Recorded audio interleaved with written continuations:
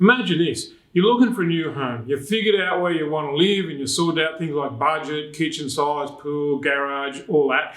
Could you be persuaded to buy a place that didn't really fit your parameters? Especially if that place was 25% above your budget. Now, of course, most people are going to say, no way, mate. Who'd spend $700,000 on something that wasn't right? And that's fair enough. But think about it like this. I've got a real estate client who says it actually happens hundreds of times every week. Not only that, she also says that she can sell houses that other agents can't, and I figure she's got to be right because she makes silly amounts of money in the 7 months of the year that she works. So what's going on there? When I ask her the secret to being so persuasive, she laughs and she says that most people wanting to be convincing get it so wrong, they're actually the opposite. And I guess we've all had that. You know, the salesperson who was so pushy, we decided not to buy even where we wanted to. But back to my client. She says being influential is more a matter of listening than talking.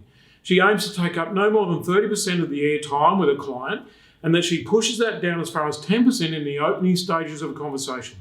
She uses questions that get people talking because she's learnt that the more people say, the more they reveal about what that actually matters to them.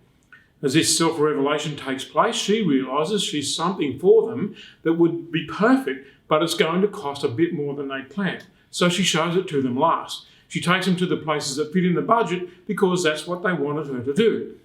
And over the course of a few visits to places for sale within their parameters, they come to the conclusion that getting everything they wanted and staying within their budget is as frustrating as anything else they've ever tried. Then she shows them the house that she had in mind all along. They, and most of us, just give up and realise we're going to have to stretch the budget somehow. So the agent didn't have to do any talking, no persuading, no cajoling, no pushing, nothing except be caring about getting the people the house that they wanted. Now let's go back to this and look at it a different way. Getting people talking is like magic because psychologically, self-revelation is a major headbanger because what most people don't realise is that the more I tell you about myself, the greater the level of trust I build with you. Now, did you get that? You don't have to earn my trust. You just have to listen interestedly enough so that I begin to trust you because of what I've told you about me. In other words, I'm trusting you more and more because you know more of my innermost thoughts and feelings and showing the signs that these thoughts and feelings of mine are important, rational, understandable, and normal to you. The more you treat what I've said with respect and care, the faster that trust builds. That means that when you make a recommendation, I instinctively want to run with it because I didn't hear a sales message. I heard the voice of a trusted friend and advisor who's proven that they have my interests at heart.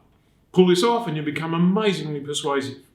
But not because you suddenly got the gift of the gab and started acting like a natural-born salesperson.